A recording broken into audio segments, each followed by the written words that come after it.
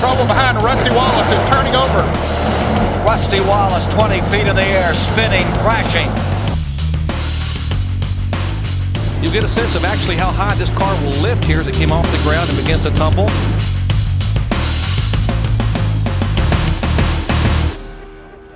Over the years in NASCAR, we've seen changes in the speed and the technology, and most importantly, in the safety. And this man right here, Jack Roush, is one of the biggest helps in making cars stop doing the cartwheels that we saw back in the day with really a small idea, right? The roof flap. Jack, how did you guys come up with the idea of the roof flap?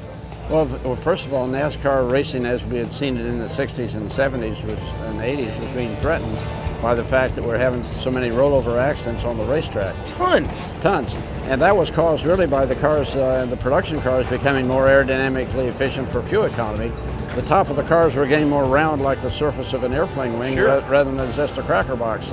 And that was causing the cars to generate lift. So cars going straight, air comes over, it starts to turn around, this flap pops up, and that alone, that few inches of changing just this piece. What winds up happening is as the relative wind goes across the car like so, it tends to make this roof think it's like a airplane wing. Sure.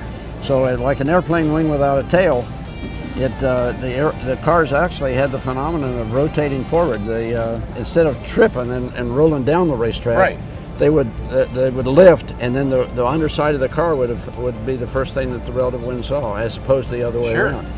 And so that made it real clear that it was an aerodynamic principle rather than just a directional stability problem.